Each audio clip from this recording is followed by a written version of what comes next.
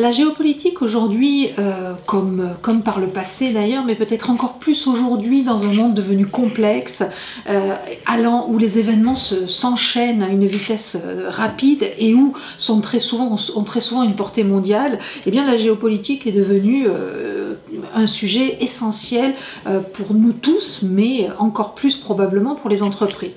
Or, les entreprises, on ne mesure pas suffisamment et ne prennent pas suffisamment en compte ces enjeux-là lorsqu'elles définissent leur stratégie, et on s'aperçoit que la plupart des difficultés qu'elles rencontrent, la plupart des challenges qu'elles ont à relever, vient souvent de questions plus politiques, stratégiques ou géopolitiques que de questions liées à leur activité, à leurs affaires, à leur business.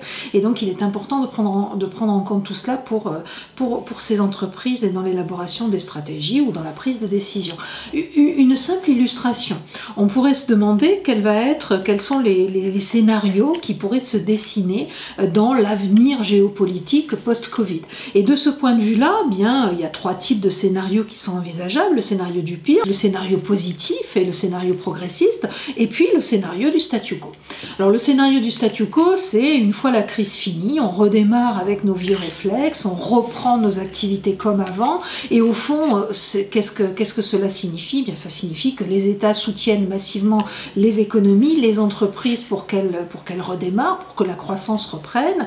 Donc on retrouve une situation qui serait assez comparable à ce qu'elle était à la fin de l'année 2019, avec finalement des inégalités qui continuent à se creuser, une lutte contre le changement climatique qui n'est pas prise en compte, et des entreprises qui se trouvent confrontées à des instabilités de ce type. Instabilité sociale avec les mouvements sociaux qui reprennent comme ils étaient, aussi forts, voire plus qu'ils étaient à la fin de l'année 2019, donc toutes les instabilités liées à ces mouvements sociaux, à ces revendications, les inégalités qui pèseront de toute façon sur la croissance malgré les politiques de relance des États, et puis une lutte contre le changement climatique qui n'est pas au rendez-vous et donc qui conduit à une amplification de ce changement climatique avec la multiplication des événements climatiques et des risques qu'ils font peser sur les entreprises. Donc ça, c'est le scénario où rien ne change. Le scénario du pire, c'est un scénario où les tensions s'amplifient, les conflits s'amplifient, et en fait ce scénario, on peut imaginer que c'est le scénario où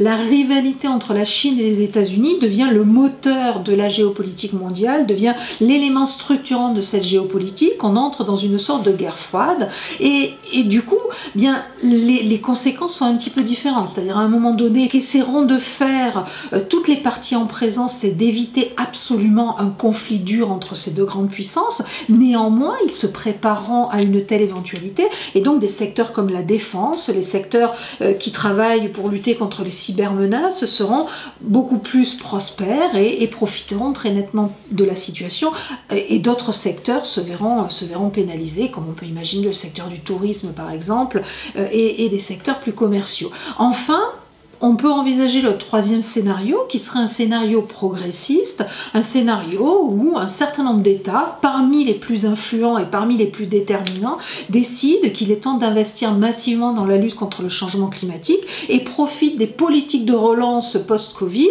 pour investir dans cette lutte contre le changement climatique, pour réduire les émissions de CO2. Alors on s'aperçoit que c'est déjà en cours, du côté de l'Europe par exemple, du côté de la Chine, peut-être dans les mois qui viennent du côté des États-Unis.